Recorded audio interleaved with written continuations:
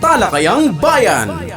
Masusing pag-uusapan ang mga programa at proyekto ng bayan. Talakayang Bayan. Ilalahad ang mga plano at direktiba ng pamahalaan. Pag-aaralan ang bawat anggulo ng sitwasyon. Lilinawin ang bawat issue. Magbibigay ng matalino at makabuluhang talakayan. Talakayang Bayan. At nagbabalik ang ating programang Impormasyon ng Bayan para sa lahat. Nandito na po tayo sa ating ikalawang segment, ang Talakayang Bayan. Mapalad po tayo ngayong umaga sapagkat makakasama po natin ang isang poging-pogi. Well, actually, sinabi niya yun sa akin na sabihin ko po bago namin simulan ng programang ito. Sabay-sabay po nating i-welcome ang ating Sangguniang Kabataan Federation President, walang iba, Honorable Jason Ray M. Cespeña. So, ayan, good morning po. Good morning. Good morning. Good morning, Kuya. So, yun. Ayan po, maraming salamat kay SK Jason sapagkat alam po natin na medyo busy po ang mga Sangguniang Bayan members at nabigyan niya pa rin po tayo ng pagkakataon dito na mapaunlakan ng ating interview po sa kanya. So, hindi po lingid sa kaalaman ng iba or kung hindi man niyo po alam ay si SK Jason po, si SB Dodoy. Si SB Doydoy ay pinsang buo ko, kaya ganito po kami ka-close. So, ayan po. Pasensya lang po sa mga listeners natin dyan, kaya baka medyo casual lang po yung ating usapan ngayon. But una po, gusto nating tanungin, kamusta ka naman po, SK? Eto, masaya. Hindi, kamusta ka nga? Yung totoo lang. Kamusta ka bilang isang public servant? Public servant, ako ay masaya. Sabi nga ni SB Kalen, nakaka-addict ang serbisyong publiko. Totoo yun, nakaka-addict. So, syempre, hindi naman sa pagiging hypocrite, may mga instances na talagang mahirap, pero wala namang word na mahirap eh. Hindi lang siya madali. Ganon, yun, ganon siya. Ini-aim po ng Municipal Information Office, syempre na matanong ang ating mga representatives, no? Ang ating mga leaders na nagre-represent ng iba't ibang sektor dito sa ating bayan.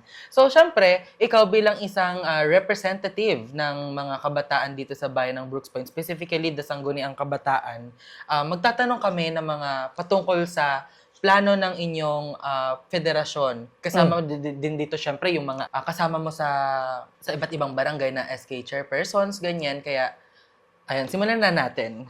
Sa pagpasok ng taong 2026, ano ang pangkalahatang direksyon at mga pangunahing plano ng Sangguniang Kabataan Federation para sa kabataan ng Brooks Point? Sa pagpasok ng taong 2026 po, to be honest, hindi pa kami nakapag-conduct naming first quarterly meeting kasi po ang SK Federation, ang federasyon, ng Pambayang Federasyon, ay may mandato na magkaroon ng at least 4 na meetings kada taon. So, ginagawa namin siya quarterly. So, since ngayon po ay hindi pa po kami nakapag-conduct ng quarterly meetings, gawa nga po na binibigyan pa po natin ng sapat na oras at ng panahon ang ating mga ibang SK chairpersons gawa ng karamihan po sa kanila ay nagka-conduct ngayon ng activity sa kanilang mga barangay. Yeah. So, siguro po, this coming February, mid-month ng February po magkakandak na kami. Pero, ang initial po na plan ko na rin bilang kanilang representative po, na mas palakasin pa po ang partisipasyon at i-enhance yung mga natatagong talents ng mga kabataan po natin ngayon. No? Siyempre, hindi lang po sa sektor ng sports, although ang SK Federation po, automatic po kasi nasa Republic Act 10742, na kapag representative ka ng kabataan, automatic po na ang representation mo, either Sangguniang Barangay or Sangguniang Bayan, ay ikaw ang magtatayong chairman ng Youth and Sports Committee. Yeah.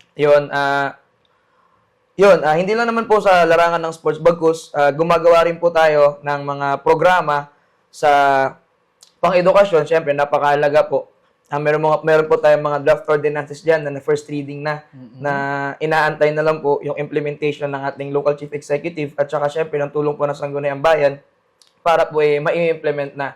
At sa kabilang banda naman, mag-focus po ang Sangguniang Kabataan Federasyon ng Brooks Point sa mga OSY, out of school youth po natin. Kasi po based po sa amin datos nung nakaraang taon, mas dumadami. yung numbers po ng ating out-of-school youth. Although nagbibigay po tayo ng mga programs and trainings po para sa kanila, pero hindi po natin malalahati kasi ang realidad mas maraming hindi naman sa hindi interesado. Siguro baka may mas priority lang sila sa buhay kaya hindi sila nakakapag-attend. No? So yun po yung tinatarget natin ngayon na sana mas mapadami, mas mapalakas po yung youth participation po ng ating bayan this 2026 kasi po ito ay magsisilbing most probably last year na namin po bilang SKs ngayong sa aming batch. So ayun. So kanina na-mention mo na dumadami yung datos ng out-of-school youths or yung mga OSY kung tawagin. Paano naman tinitiyak ng SK Federation na ang boses at pangangailangan ng kabataan sa bawat barangay ay maayos na kinakatawan at nahihain ang antas ng munisipyo? Kung paano ba nalalatag ng munisipyo ang mga ganitong klaseng hinaing? Una po, para malaman natin na dumadami yung out-of-school youth, kailangan natin ng datos. Siyempre, Yes. numbers don't lie.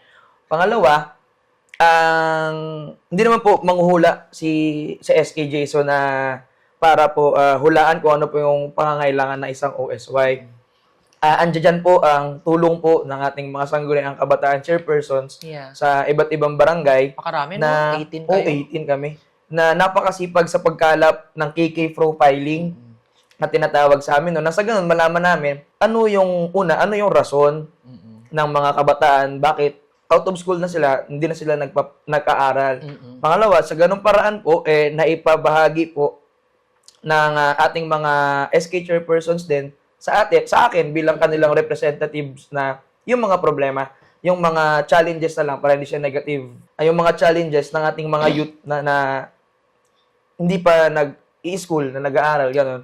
So tayo bilang representative ng SK, open po ang ating boses at sa tulong po ng ating Sangguniang Bayan members na laging vocal sa kanila. At ang ating local chief executive naman po ay once po na nag-request tayo ng ganitong programa para sa OSY ay never naman po tayo ng dalawang salita sa kanya. Kasi po, alam niyo naman po na youth is a major force for change. So napakahalaga po na bigyan pansin natin yung mga pangangailangan ng ating mga OSY kasi hindi po yan magiging OSY kung wala lang. Yeah. May mas malalim po Totoo. dahilan yun. At nandito po tayo para kahit papaano, di man masolusyonan, kahit papaano po ay maibsan yung mga ganong suliranin na dinadanas po ng ating mga out-of-school youth. Sa tulong din po pala ng ating Municipal Youth Development Office na headed by Kuya Jiro, na kung makikita po ninyo yung kanyang calendar of activities this coming Napakarami. 2026, napakarami po. At Lakado na ang mga oo, at timeline, saka no? hindi lang yun po naka-focus para sa isang aspeto, no? Para lahat ng kabataan, welcome. Isipin nyo, meron tayong free civil service na review na napakalaking tulong po para maitupad, may sakatuparan po yung mga plano ng ating mga youth ngayon. So, napakarami po nun, antabayanan po ninyo. At sana po makasama po namin kayo sa this following months na magkakasama tayo ngayong taon. Yan, matanong lang natin, no, na-mention mo kanina yung about sa out-of-school youth, yung mga, hindi sila nagiging out-of-school youth for no reason. Kadalasan, ano kaya yung mga nagiging problema kung bakit napapabilang sila sa ganito o bakit humihinto sila sa pag-aaral? Number 1, poverty. Okay. Pangalawa, responsibility. Responsibility in line with poverty. Kasi once, karamihan po na na-interview namin, ba't hindi nag-aral? Gawa nga ng unprepared family, kumbaga, na maagang nagkapamilya. Ganun po, no? At isa rin po yun sa major challenge ng sangguniang kabataan ngayon. Yeah. Paano maibsan yung mga teenage pregnancies natin. Lalo na nagiging one of the major reason yun kung bakit naging out of school youth yung isang individual, yung isang kabataan. Ano? So, ayun. Yun yung reason. Okay. Kanina nabanggit mo yung KK profiling. Para po sa kaalaman ng publiko, maaari niyo po bang ipaliwanag kung ano ang katipunan ng kabataan o yung KK at ano yung mahalagang papel nito sa pagpapaunlad ng youth participation sa komunidad? Anong pinagkaiba ng SK sa KK? Based sa Republic Act 10742 or also known Sangguniang Kabataan Reform Act of 2015, ang katipunan ng kabataan po ang nagko-compose ay 15 to 30 years old na residente ng isang particular na barangay o syempre sa atin sa bayan. So, lahat ng 15 to 30 years old, ang tawag po sa inyo ay katipunan ng kabataan. Doon po tayo sa pinagkaiba ng sangguniang kabataan at saka ng katipunan ng kabataan. Ano?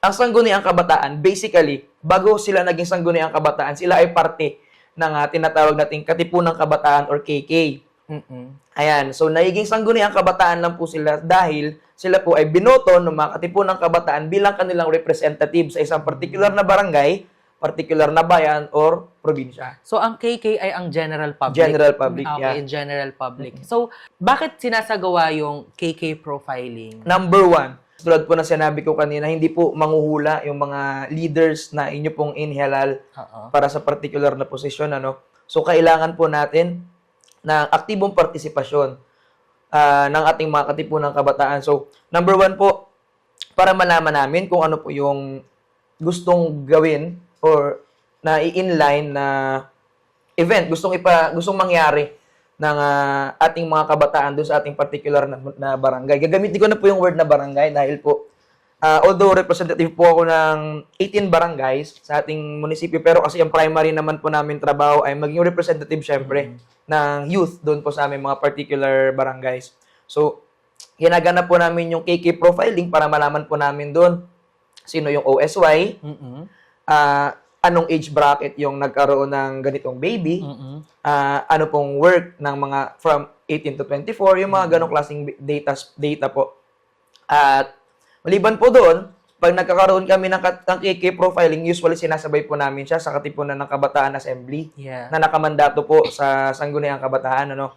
Ang Katipunan ng Kabataan Assembly po ay maihahalin tulad po natin sa Barangay Assembly na ginagawa ng ating punong barangay para po maglahad ng reports, ng activities, ng financial status, Yeah. ganon. Ganon din po sa Sangguniang Kabataan. Kumbaga, ang SK po ay isang parang sort of maliit na klase ng pamahalaan Yeah. para sa kabataan. So, Oo. nagkakandak po kami ng KK profiling para malaman namin kung ano po ang inyong maisasuggest sa amin bilang inyong representative, kung ano pong gusto nyong gawin or activities sa entire year. Pero hindi lang po doon sa activities. Siyempre, primary po nun kung ano po yung estado ng mga kabataan natin. Kaya kami nagkakandak ng KK profiling. So basically, KK profiling equals kung ano yung estado ng mga kabataan doon sa particular na barangay. Okay. Nagkaroon tayo ng parang misconception about the sangguniang kabataan, di ba? Na parang kapag SK, puro pa basketball, puro pa pageant, ganyan. Can you like explain it to us later? Ano ang kinalaman ng KK doon? But then first, ito muna ang tatanungin natin. Ano-ano po ba yung mga advokasya o programang nais bigyang pansin ng SK Federation ngayong taong 2026? At ano po ang inyong mga nais inaasahang na makamit sa pagtatapos ng taon? Ayun, ang pinaka ini-aim ng federasyon ngayon taon po, ay syempre yung mas mapalawak yung active participation ng ating mga kabataan. Kasi sa ganung way, napakaraming factors yun para sa youth. Kapag patay ang SK, tenga ang youth. Yeah. Pag tenga ang youth, wala siyang ibang gagawin. Andyan napapasok yung bisyo, at saka yung mga hindi natin inaasahang nangyayari. So, mas gagawin naming mas active pa yung mga katipunan ng kabataan natin. Nang sa ganun po ay mas, tulad na sinabi ko po kanina, mas ma-express nila yung kanilang mga natagong talento. Yeah. Oo. At yung gusto nilang ipagawa sa sa federation or yun. sa ganun. Kasi syempre, for example, hindi kayo mag-a-attend ng assembly, tapos magugulat kayo, bakit May ganito. bakit puro basketball, bakit bakit may puro event na ganito. pa-pageant, ganyan. Oo. Kasi malamang siguro yung mga uma-attend doon, yun yung mga gusto nila. So, if Yeah. you want your voice to be heard, you better attend. Oo. Attend kayo ng SK or KK assembly or KK Libre lang yun. profiling. Libre lang yun. Para makapag-suggest sila, di ba? Kasi sa totoo lang, individual differences. Oo, totoo. Di ba? Totoo. Si Kuya, napakatalino sa ACADS. Summa cum Di ganon. laude yan ng QE. Totoo yun. Tapos ako, sports lang. Ganon. So, bilang leader, hindi ko pwedeng i-implement sa isang particular na area na sige, mag-basketball kayong lahat. Si Kuya magaling pala mag-football. Hindi. Yung ano ba, yung ganong scenario ba? Kung wala po yung bosses ninyo bilang kabataan na nasasuggest sa amin, Yes. hindi ko pwedeng dalahin yung personal na interest ko bilang leader na gusto kong gawin ninyo ito. Ay, kung hindi naman yun yung interest ninyo. Oo, So, para malaman namin yung interest ninyo, Umattend attend po kayo. Ganun lang, Umattend simple kayo yun. ng KK, KK profile. assembly. KK assembly. Nasa ganun po, mailista natin, masabi po ninyo kung ano yung gusto yung activity kasi meron po tayong sapat ding kaalaman para mai-implement po yung mga nais po ninyong gawin. Di ba sabihin natin like may mga barangay na katabi ay dagat, di ba? So what if gusto nyo palang matuto ng mga Extracurricular activities. pangingisda, yung mga ganyan. Oo. Syempre malaking bagay yun. Oo, side quest. So dapat i-raise ninyo sa mga SK chairpersons ninyo or doon sa KK Assembly para mas marinig nila yung gusto ninyong mangyari or magawa dito sa inyong mga barangay. Yan lang. So, Ganun na thank siya you for kasimple. that. Thank you for that clarification, SK. Sa aspeto po ng suporta, paano po tinutulungan ng LGU Brooks Point ang SK Federation at ang youth sector sa pagpapatupad ng mga programang ito? Ng mga programa na pinaplano ninyo at sa mga nagawa nyo before? Kasi ang nakamandato lang naman sa Sangguniang Kabataan, syempre, although chairperson ka ng Youth and Sports Development, pero ang pinakamandato namin bilang SK, mag-conduct po ng tuwing August ay Linggo ng Kabataan. Yan. Mandatory po yun sa lahat ng Sangguniang Kabataan na kinakonduct tuwing August. So, ang SK Federation po ay wala pong particular or specific na fund, unlike sa SK ng mga barabarangay po sa amin. Meron po kaming automatic 10% na ibabawas po doon sa fund ng barangay. Yung 10% po, ililipat na po doon sa SK. Yung 10% po na yun sa SK, sidebet ko lang po ng konti para maintindihan ng lahat. Yung 10% po na galing po sa barangay, paparti-partihin pa po yun ng SK. Kasi, for example, may 1 million ang barangay. Maliit na yun pero example lang para sa basis. May 1 million ng isang barangay. 10% nun, 100,000. Yung 100,000 pesos po na yun, nakalaan na yun para sa SK. Example lang po to. So, sa 10%, 100K na yun, yung 10% na yun, 25% po nun, yun po, doon po ibabawas yung monthly honorarium ng ating mga SK members. Yung ating dalawang appointees, SK Treasurer and SK Secretary, yung ating mga SK Kagawad, SK members, doon din po siya ibabawas sa 10% na yun. So, yung 25% ng 100,000, 25,000, meron na lang po tayo 75,000 para naman po doon sa mga activities na nakamandato sa amin. Sa global mobility, wala kang sports actually. Kahit titignan po ninyo sa RA 10742, wala po sa 10 pillars, wala pong sports. Merong health, global mobility, yun, etc. At 10 na pala yun, hindi na pala 9 kasi sinama na rin po yung agriculture. So, isipin po ninyo paano tinipagkakasya yung ganong amount ng pera para sa 10 iyon. So, yun siya. So, usapang federation naman po, paano tayo natutulungan ng ating munisipyo pag magpapakonduct ng activities. Tulad po na sinabi ko kanina, wala po tayong mandatory 10% galing sa general fund. So, meron lang po tayong fund na binibigay po ng ating munisipyo sa atin. Depende lang din po sa availability. Siyempre, tulad po ngayon, to be transparent, general, wala pong opisina ang Sangguniang Kabataan Federasyon na talagang meron siyang pondo, wala pong ganun. Ang ating fund po ay naisama po sa ating Municipal Youth Development Office na meron po tayong 300,000 pesos. Yung 300,000 pesos po na yun, pagkakasyahin po natin yan buong taon para may conduct po yung mga activities po na ating sinasalang. So, liban po doon, sa pondo na rin na po na yun, doon din po natin binabawas pag nagpapamiting po tayo. May mandatory meeting po yung SK Federation, doon po binabawas yung pagkain, yung mga materials na kakailanganin. Minsan po, pag talagang na-short, pag may travel po sa SK, pag sinabi pong travel, wag niyo po ma-misinterpret kasi hindi po yun gala. Mandatory trainings po yun na pinapatawag lagi, either DILG or National Youth Commissions, kung saan po naka-inline ng ating Municipal Youth Development Office. Ang munisipyo ay hindi naman kumadamot sa atin, so binibigyan nila tayo ng ganyan. Pagtapos, pag tayo naman po nag-request, talagang pagkaya, nagbibigay naman po sila. At hindi naman po sila madamot sa pagbibigay ng kanilang mga resources, hindi man po monetary, pero yung ibang side quest tulad ng pag magpapa-event po tayo ng Linggo ng Kabataan, for example, yung speakers, yan, yung lights and sounds, yung venue, yung mismong venue, yun, napakalaking tulong na po sa atin. So, yun, ano pang may hiling natin? So, siyempre, liban dun, mga linkage, resources, ayun, kapalan talaga ng muka. Kasi kung hindi mo to gagamitin, wala, hindi sasapat talaga. Hindi sasapat talaga. At syempre, nais nating pasalamatan ng ating butihing mayor na Sobra. Mayor Cesario R. Benedito Jr. sa kanyang suporta at pagmamahal sa mga kabataan. Liban doon, lahat po ng Sangguniang Bayan members, pag ako po naglapit, pag sa SK naglapit, o kahit sino po tanongin yung SK, pag lumapit sila, basta kaya. na ibibigay naman po. Andyan din po ang ating Liga ng mga Barangay President na hands-on sa pagturo po ng mga bagay-bagay sa atin. So, andyan, open po sila. Hindi lang po sila nagbibigay support monetary for gamit, pati po moral at syempre wisdom, napakahalaga. Yes. And that's a good thing, no? Na talagang dapat magtulungan tayo dito. Kasi at the end of the day, ang sentro natin ay kabataan, dapat maihatid natin sa mga kabataan ng serbisyong nararapat para sa kanila. So, yun, bilang pagtatapos, dahil di natin namamalayan ng oras, ito na lang ang tatanong natin sa iyo. Ano ang inyong mensahe sa mga kabataang taga Brooks Point upang mas mahikayat silang maging aktibo at makibahagi sa mga inisyatiba ng Sangguniang Kabataan Federation? Ano ang mensahe mo sa kanila? Be cooperative. Yeah. Perfect. Yun na, yun siguro yung pinaka-root.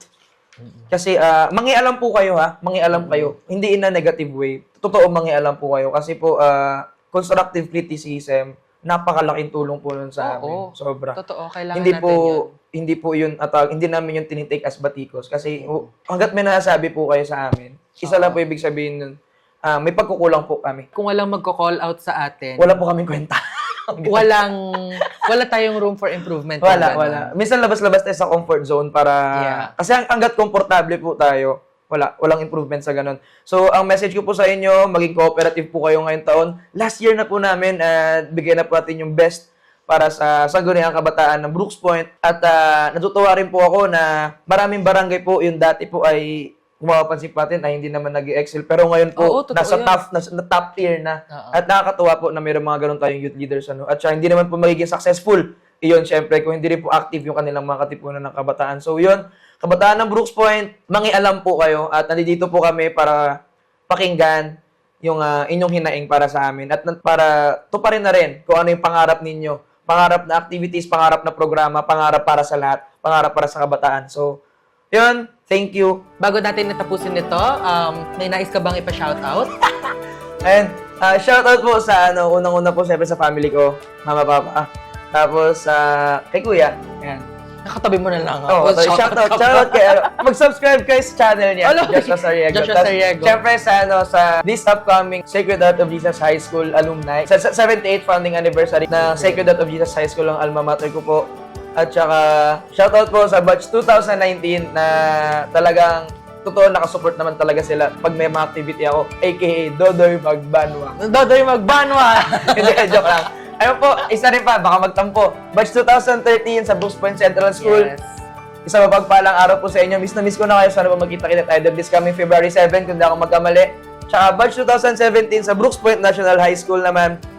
Gaganapin. Yun. What's up sa mga kabatch ko dyan? Masaya ako na naging successful kayo. Yun lang. Thank you so much sa ating Sangguniang Kabataan Federation President, Honorable Jason Ray M. Sispeñe. Maraming salamat, SK Dodoy. SK Dodoy sa pagpapaunlak ng interview. Sana hindi ka magsawa na suportahan ang mga programa ng Municipal Information Office. Tandaan niyo po na nandito lamang ang MIOs na patuloy na nagsusuporta sa mga programa ng SK. Ayun, shoutout pala sa MIO na lagi nagpo-post na activities namin kasi wala kaming page. So yun.